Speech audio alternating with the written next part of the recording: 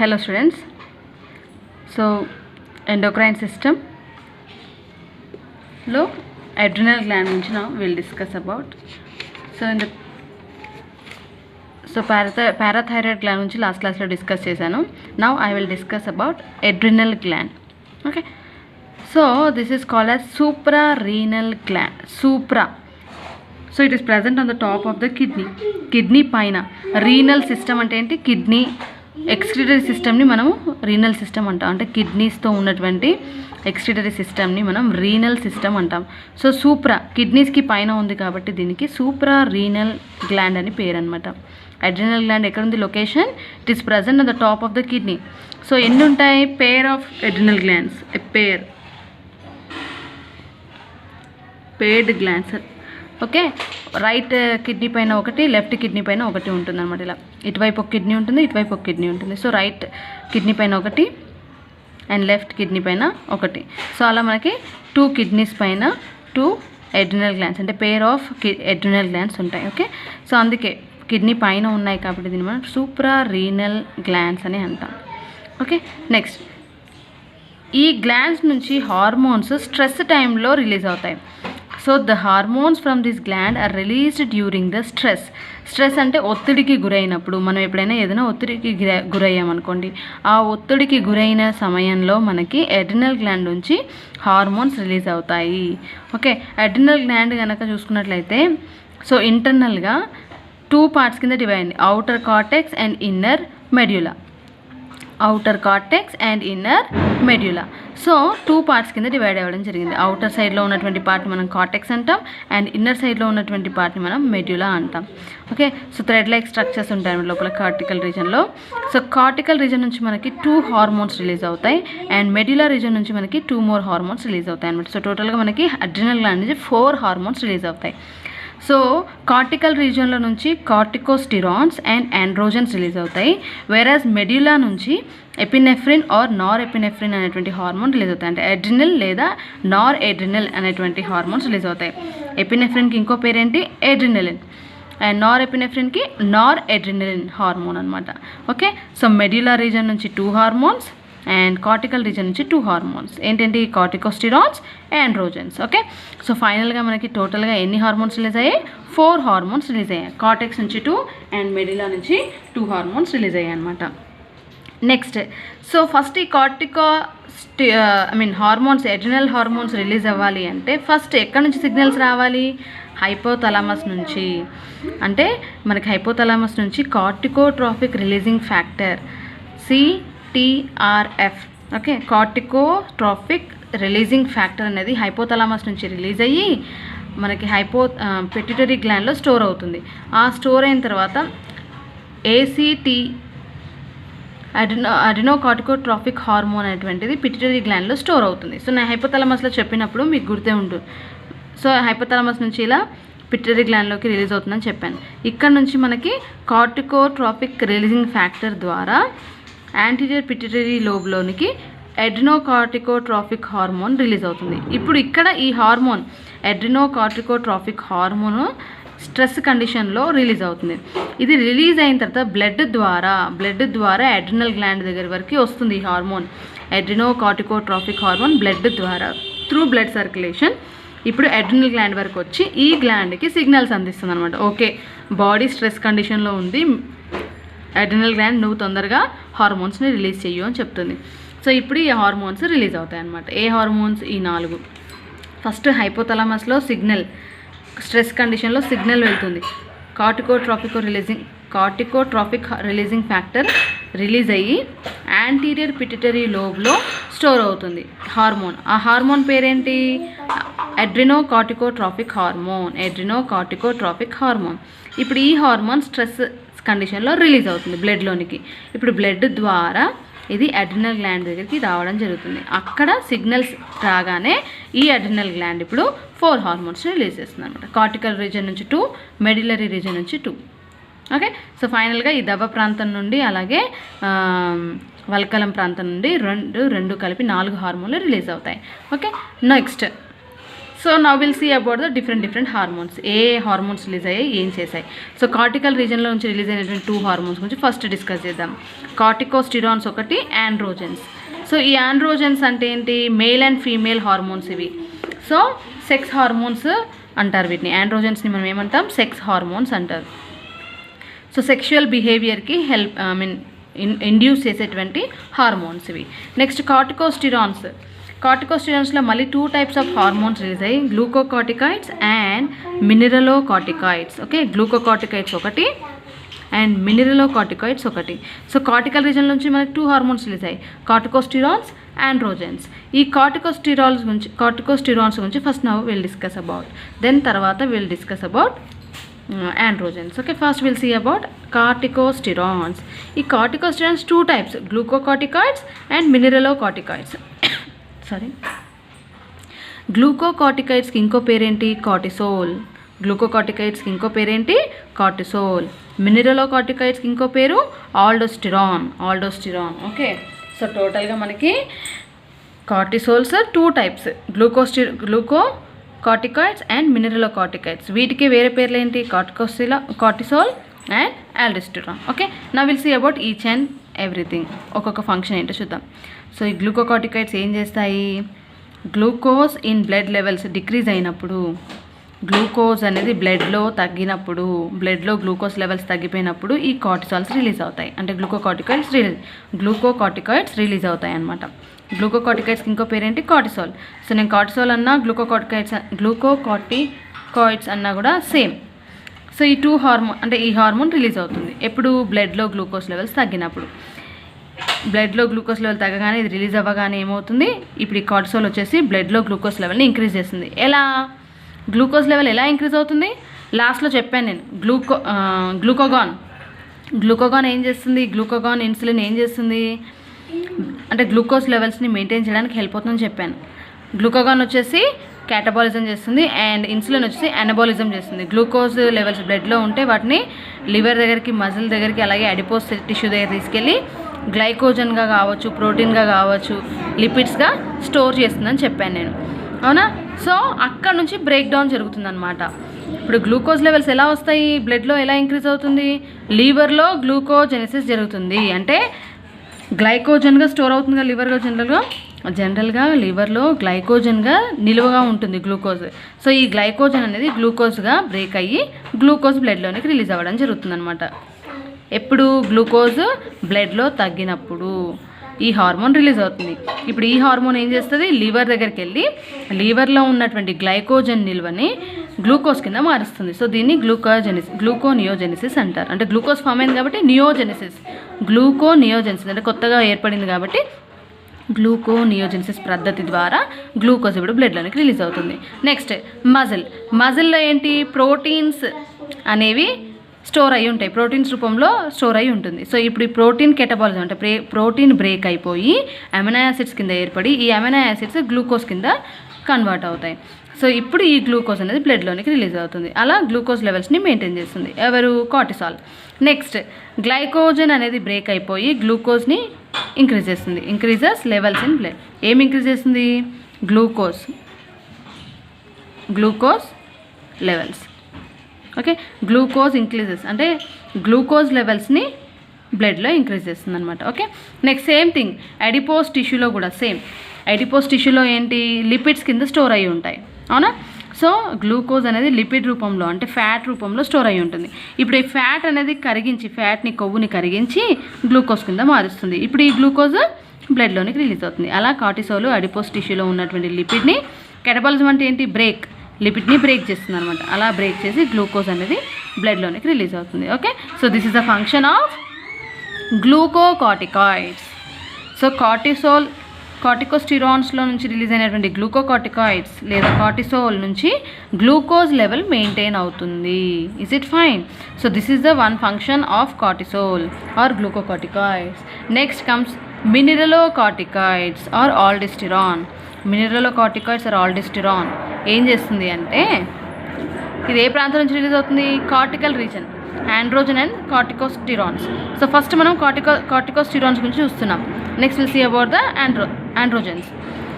So కార్టికోస్టిరాన్స్లో మనకి 2 types of hormones release అయ్యాయి. గ్లూకోకార్టికాయిడ్స్ ఒకటి. ఫస్ట్ ఇది ఏం చేస్తుంది, గ్లూకోజ్ లెవెల్స్ని బ్లడ్లో మెయింటైన్ చేస్తుంది. నెక్స్ట్ మినరలోకార్టికాయిడ్. మినరల్స్ పేర్లోనే ఉంది, మినరలోకార్టికాయిడ్స్ అంటే ఇది ఏ బ్యాలెన్స్ని మెయింటైన్ చేస్తుంది, మినరల్స్. జనరల్గా మనకు అవసరం పడేటువంటి అంటే బ్లడ్లో మనకు కావాల్సినటువంటి మినరల్స్ ఏంటి, సోడియం అండ్ పొటాషియం అయాన్స్. జనరల్గా మనకి బ్లడ్లో బ్యాలెన్స్ అనేది ఉండాలి అంటే బ్లడ్ వాల్యూమ్ అనేది మెయింటైన్ అవ్వాలి అంటే, బ్యాలెన్స్ అవ్వాలి అంటే మనకి మినరల్స్ ఉండాలి. సో ఇక్కడ మెయిన్గా మినరల్స్ అనేవి మనకి సోడియం అండ్ పొటాషియంతో ఏర్పడతాయి కాబట్టి ఇవి సోడియం అండ్ పొటాషియం లెవెల్స్ని మెయింటైన్ చేస్తాయి అన్నమాట. ఏంటి, aldosterone. So first will see. So sodium ions అనేవి reserves in the body. Okay, బాడీలో రిజర్వ్డ్గా ఉంటాయి. అది అయితే ఏం చేస్తారంటే కిడ్నీలో నుంచి సోడియం అయాన్స్ని బ్లడ్లోనికి అండ్ బ్లడ్లోంచి పొటాషియం అయాన్స్ని కిడ్నీలోనికి ఇవి ట్రాన్స్ఫర్ చేస్తాయి అన్నమాట. ఓకే, సో అలా చేయడం వల్ల బ్లడ్లో మనకి సోడియం లెవెల్స్ మెయింటైన్ అవుతాయి. సోడియం లెవెల్స్ కరెక్ట్గా ఉంటేనే, సాల్ట్స్ అన్నీ కరెక్ట్గా ఉండాలి బ్లడ్లో. ఆ లెవెల్స్ కరెక్ట్గా ఉంటేనే మన బాడీలో ఏమంటారు, హోమియోస్టాసిస్ అనేది మెయింటైన్ అవుతుంది, అయానిక్ బ్యాలెన్స్ అనేది ఉంటుందన్నమాట. అయాన్స్ యొక్క బ్యాలెన్స్ అనేది కరెక్ట్గా ఉండాలి అంటే సో ఇలా జరుగుతుంది. సో ఎప్పుడైతే బ్లడ్లో సోడియం లెవెల్స్ తగ్గిపోతాయో అప్పుడు ఆల్డోస్టెరాన్ హార్మోన్ రిలీజ్ అవుతుందన్నమాట. ఈ సోడియం లెవెల్స్ బ్లడ్లో తగ్గగానే ఆల్డోస్టెరాన్ హార్మోన్ రిలీజ్ అవుతుంది. ఈ హార్మోన్ రిలీజ్ అవ్వగానే ఏమవుతుంది, కిడ్నీలో నుంచి సోడియం అయాన్స్ బ్లడ్లోనికి అండ్ వీటికి అంటే ఎప్పుడైనా అయాన్స్ ఒట్టిగా ట్రాన్స్పోర్ట్ అవ్వవు, వీటికి ఛానల్స్ ఉంటాయి అన్నమాట. మన మెంబ్రెయిన్స్కి, బ్లడ్ వెజల్స్ కావచ్చు, కిడ్నీ మెంబ్రెయిన్స్కి కావచ్చు, జనరల్గా ఛానల్స్ అని ఉంటాయి. సో ఆ చిన్న ఛానల్స్ ద్వారా ఏమవుతుంది, వీటికి ఆపోజిట్గా సోడియం అయాన్స్కి ఆపోజిట్గా పొటాషియం అయాన్స్ ఎక్స్చేంజ్ అవుతాయి అన్నమాట బ్లడ్కి మరియు కిడ్నీస్ మధ్యలో. ఓకే, సో ఇలా సోడియం లెవెల్స్ ఎప్పుడైతే తగ్గిపోతాయో ఆల్డోస్టెరాన్ రిలీజ్ అవుతుంది. ఆల్డోస్టెరాన్ రిలీజ్ అవ్వగానే కిడ్నీలో ఉన్నటువంటి సోడియం అయాన్స్ అంటే కిడ్నీలో ఏంటి, బ్లడ్ ఫిల్టర్ అవుతుంది. ఆ ఫిల్టర్ అయ్యేటువంటి బ్లడ్లో సోడియం ఒట్టిగా వేస్ట్ అయ్యి యూరిన్లో వెళ్ళిపోయే బదులు మళ్ళీ బ్లడ్లోనికి పంపిస్తూ ఉంటుందన్నమాట. సో ఇలా ఇది మినరలోకార్టికాయిడ్స్ ఏం చేస్తాయి అంటే ఆల్డోస్టెరాన్ హార్మోన్ ఏం చేస్తుంది, సోడియం అయాన్స్ని బ్లడ్లో మెయింటైన్ చేస్తుంది అనమాట. Okay, so this is the function of mineralocorticoids. ఇక్కడ గ్లూకోజ్ లెవెల్స్ని మెయింటైన్ చేస్తుంది, glucocorticoids or cortisol, and mineralocorticoids వచ్చేసి సోడియం లెవెల్స్ని మెయింటైన్ చేస్తుంది అనమాట. So this is about the corticosterones which are secreted from cortex. Next will see about the androgens. Next androgens చూసుకున్నట్లయితే in general androgens 2 hormones అనమాట. Androgens మేల్లో different hormone, female. In general ఇవి sex hormones అనమాట. మేల్లో డిఫరెంట్గా release అవుతుంది, ఫీమేల్లో డిఫరెంట్గా release అవుతుంది. సో ఫీమేల్లో ఈస్ట్రోజన్ రిలీజ్ అవుతుంది, ఈస్ట్రోజన్ లాగా రిలీజ్ అవుతుంది. అండ్ మేల్లో వచ్చేసి టెస్టిస్టెరోన్ అనేటువంటి హార్మోన్ రిలీజ్ అవుతుంది అనమాట. ఫీమేల్లో అంటే స్త్రీలలో ఈస్ట్రోజన్ అనేటువంటి హార్మోన్ రిలీజ్ అవుతుంది. అండ్ పురుషుల్లో అంటే మేల్లో టెస్టిస్టెరోన్ అనేటువంటి హార్మోన్ రిలీజ్ అవుతుంది. ఇది జనరల్గా సెకండరీ సెక్షువల్ క్యారెక్టర్స్కి హెల్ప్ అవుతుంది. అంటే ప్యూబర్టీ అయిన తర్వాత, మెచ్యూర్ అయిన తర్వాత జనరల్గా మేల్లో ఫీమేల్లో మనకి సెకండరీ సెక్షువల్ క్యారెక్టర్స్ కనిపిస్తూ ఉంటాయి. బాహ్యంగా కొన్ని చేంజెస్ కనిపిస్తాయి స్త్రీలలో, పురుషులలో. అవునా? సో ఆ చేంజెస్ ఎలా కనిపిస్తున్నాయి అంటే breast formation and secondary sexual hair growth, ఇవన్నీ కూడా స్త్రీలలో కనిపిస్తాయి జనరల్గా. అండ్ మేల్లో వచ్చేసి moustache formation, beard formation. Okay, so ఇవన్నీ కూడా మనకి మేల్లో వస్తుంటాయి సెకండరీ సెక్షువల్ క్యారెక్టర్స్. సో ఇవన్నీ మెయింటైన్ అవ్వడానికి ఈ హార్మోన్స్ హెల్ప్ చేస్తాయి అన్నమాట. Okay, so this is about the androgens. So మీకు తెలుసు ఆండ్రోజన్ లెవెల్స్ ఎక్కువ అయిపోతే ఈ సెకండరీ సెక్షువల్ క్యారెక్టర్స్ ఎక్కువగా కనిపిస్తాయి. థిక్ గ్రోత్ అనేది, థిక్ డెవలప్మెంట్ అనేది ఎక్కువగా ఉంటుంది. సో చాలా తక్కువ అయిపోయాయి అనుకోండి, ఆ సెక్రేషన్స్ తక్కువైపోతే గ్రోత్ అంతా ఉండదు అనమాట. ఓకే, సో ఇది ప్యూబర్టీ తర్వాత జనరల్గా అంటే ఆఫ్టర్ మెచ్యురేషన్ స్త్రీలలో మెన్స్ట్రల్ సైకిల్ మెయింటైన్ చేస్తుంది. అండ్ ఫీమేల్స్లో వచ్చేసి సెకండరీ సెక్షువల్ క్యారెక్టర్స్ కి హెల్ప్ అవుతుందన్నమాట. Okay, so this is about the androgen. So cortex నుంచి రిలీజ్ అయినటువంటి హార్మోన్స్ ఏంటి, కార్టికోస్టెరోన్స్ అండ్ ఆండ్రోజన్స్. సో ఆండ్రోజన్స్లో మళ్ళీ ఈస్ట్రోజన్ అండ్ టెస్టోస్టెరాన్, కార్టికోస్టెరోన్స్లో వచ్చేసి గ్లూకోకార్టికాయిడ్స్ అండ్ మినరలోకార్టికాయిడ్స్. ఓకే, సో ఒక సైంటిస్ట్ ఏం చేశాడంటే అంటే ఆండ్రోజన్స్ యొక్క అడ్రినల్ గ్లాండ్ తీసేసి అతను ఎక్స్పెరిమెంట్ చేశాడనమాట. సో ఎక్స్పెరిమెంట్ చేసినప్పుడు ఏం చేశాడంటే అడ్రినల్ గ్లాండ్ని తీసేశాడు. ర్యాట్లో అడ్రినల్ గ్లాండ్ని తీసేసినప్పుడు ఆ ర్యాట్ అనేది స్ట్రెస్ అంటే ఒత్తిడి నుంచి తట్టుకోలేక చనిపోవడం జరిగిందనమాట. సో దాన్ని బట్టి అతను ఏం కన్క్లూడ్ చేశాడు, అడ్రినల్ గ్లాండ్ లేకపోతే మనము ఒత్తిడిని తట్టుకోలేము అని చెప్పడం జరిగిందనమాట. ఒత్తిడి అంటే తెలుసు కదా మీ అందరికీ, ఏదైనా మానసికంగా కావచ్చు, శారీరకంగా కావచ్చు, ఇంకే విధంగానైనా మనము ఒత్తిడికి గురైనప్పుడు ఆ ఒత్తిడి నుంచి బయటపడాలి అంటే మనకు ఖచ్చితంగా అడ్రినల్ గ్లాండ్ ఉండాలి. Is it fine? So this is about the cortical hormones. అంటే అడ్రినల్ గ్లాండ్లో మనకి కార్టెక్స్ అండ్ మెడ్యులా ఉంది కదా, కార్టెక్స్ నుంచి రిలీజ్ అయినటువంటి హార్మోన్స్ అనమాట. Now will see about the medullary hormones. Medulla నుంచి రిలీజ్ అయినటువంటి హార్మోన్స్ గురించి చూద్దాం. సో మెడ్యులా నుంచి మనం ఆల్రెడీ చెప్పాను నేను, 2 హార్మోన్స్ రిలీజ్ అవుతాయి. ఒకటి ఎపినెఫ్రిన్, ఇంకోటి నార్ ఎపినెఫ్రిన్. ఎపినెఫ్రిన్కి ఇంకో పేరేంటి, అడ్రినలైన్. ఓకే, అడ్రినలైన్ అనేటువంటిది ఎపినెఫ్రిన్ నుంచి రిలీజ్ అయినటువంటి అంటే దీనికి ఇంకో పేరు. నెక్స్ట్, జనరల్గా ఈ ఎపినెఫ్రిన్, నార్ ఎపినెఫ్రిన్ అనేటువంటి హార్మోన్స్ ఫైట్ ఆర్ ఫ్లైట్ రెస్పాన్సెస్లో రిలీజ్ అవుతాయి. అంటే ఎప్పుడైనా ఆందోళనలో ఉన్నప్పుడు, మనము ఏదైనా బాధలో ఉన్నప్పుడు, సో ఫైట్ ఆర్ ఫ్లైట్ రెస్పాన్స్లో రిలీజ్ అవుతాయి అనమాట. ఆవేశపడినప్పుడు, సో కోపంలో ఉన్నప్పుడు, సో అలాంటి టైంలో మనకి ఈ హార్మోన్స్ రిలీజ్ అవుతాయి. సో ఎపినెఫ్రిన్ వచ్చేసి ఏం చేస్తుందంటే బ్లడ్ వెజల్స్ యొక్క విడ్త్ ఉంటుంది కదా, దాన్ని డైలేట్ చేస్తుంది అనమాట. సో బ్లడ్ వెజల్ విడ్త్ అనేది డైలేట్స్. సో జనరల్గా బ్లడ్ వెజల్ విడ్త్ ఇంత ఉందనుకుందాం. సో దీన్ని డైలేట్ చేస్తుంది, బ్లడ్ వెజల్స్ యొక్క విడ్త్ని డైలేట్ చేస్తుంది. అప్పుడు ఏమవుతుంది, బ్లడ్ ఫ్లో అనేది ఎక్కువ ఉంటుంది. బ్లడ్ ఫ్లో ఎక్కువ ఉంటే హార్ట్ బీట్ ఇంక్రీజ్ అవుతుంది. సో మీరు చూడండి, ఎప్పుడైనా మీరు స్ట్రెస్ కండిషన్లో ఫ్లైట్ ఆర్ ఫైట్, ఆవేశంగా కోపంగా ఉన్నప్పుడు ఏం చేస్తారు, ఎక్కువ సార్లు హార్ట్ కొట్టుకోవడం జరుగుతుంది, హార్ట్ బీట్ ఎక్కువ సార్లు కొట్టుకుంటుంది. ఎందుకంటే ఈ బ్లడ్ వెజల్స్ డైలేట్ అవుతాయి అన్నమాట. ఓకే, వాటి విడ్త్ ఇంక్రీజ్ అవుతుంది. సో బ్లడ్ ఫ్లో ఎక్కువ ఉంటుంది, ఫైనల్గా హార్ట్ బీట్ రేట్ కూడా పెరిగిపోతుంది. ఓకే, అది. సో తొందరగా అలా చేయడం వల్ల ఏమవుతుంది, ఎక్సర్సైజ్ చేసినప్పుడు కూడా ఏమవుతుంది, మీ మజిల్స్ అనేవి తొందరగా అలసిపోకుండా ఈ బ్లడ్ ద్వారా ఆక్సిజన్ లెవెల్స్ కూడా ఎక్కువ ట్రాన్స్పోర్ట్ అవుతాయి. సో అలా మనకి మజిల్స్ అనేవి తొందరగా అలసిపోవు, ఫ్యాటిగ్యూ అవ్వదు అనమాట. ఓకే, నెక్స్ట్ నార్ ఎపినెఫ్రిన్ ఏమవుతుంది అంటే, ఎప్పుడైతే గట్టికి అంత బ్లడ్ సప్లై అనేది అవసరం లేదు. సో అక్కడ ఏమవుతుంది అంటే గట్ దగ్గరికి వెళ్ళేటువంటి బ్లడ్ వెజల్స్ యొక్క విడ్త్ని తగ్గిస్తాయి అన్నమాట. గట్ అంటే ఏంటి, digest system, alimentary canal. So alimentary కెనాల్కి బ్లడ్ ఫ్లో ఉంటుంది కదా, వాటి యొక్క బ్లడ్ వెజల్స్ యొక్క విడ్త్ అనేది తగ్గిస్తాయి అన్నమాట. అప్పుడు వాసో కన్స్ట్రిక్షన్ అంటారు. సో బ్లడ్ వెజల్స్ అనేవి దగ్గరికి రావడం జరుగుతుంది. సో దాన్ని వాసో కన్స్ట్రిక్షన్ అంటారు. సో అప్పుడు ఫైనల్గా బ్లడ్ అనేది ఎక్కువ ప్రెషర్తో ట్రావెల్ అవ్వదు అనమాట. సో నారెపినెఫ్రిన్ యొక్క ఫంక్షన్ అది. నెక్స్ట్, ఈ హార్మోన్స్ వచ్చేసి జనరల్గా బ్లడ్ ప్రెషర్ని ఇంక్రీజ్ చేస్తాయి అండ్ గ్లైకోజన్ని గ్లూకోజ్గా మారుస్తూ ఉంటాయి. సో ఈ అడ్రినల్ గ్లాండ్ నుంచి రిలీజ్ అయినటువంటి హార్మోన్స్ అన్ని కూడా బ్లడ్ ప్రెషర్ని ఇంక్రీజ్ చేస్తాయి, అట్ ద సేమ్ టైం గ్లైకోజన్ని గ్లూకోజ్గా మారుస్తాయి అనమాట.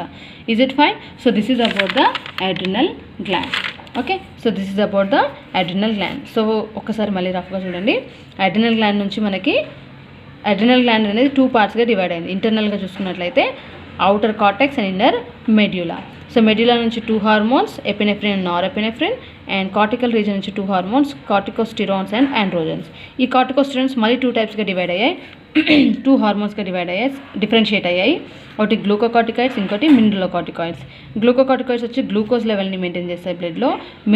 మినరలోకార్టికాయిడ్స్ వచ్చేసి సోడియం అయాన్స్ లెవెల్స్ని మెయింటైన్ చేస్తాయి బ్లడ్లో. సో నెక్స్ట్, ఆండ్రోజన్స్ వచ్చేసి సెక్స్ హార్మోన్స్గా పనిచేస్తాయి అన్నమాట ఇవి. ఈ ఆండ్రోజన్స్ వచ్చేసి మేల్లో టెస్టోస్టెరాన్, ఫీమేల్స్లో ఈస్ట్రోజన్ అనేటువంటి హార్మోన్స్ని విడుదల చేస్తాయి. ఇవి సెకండరీ సెక్షువల్ క్యారెక్టర్స్కి అలాగే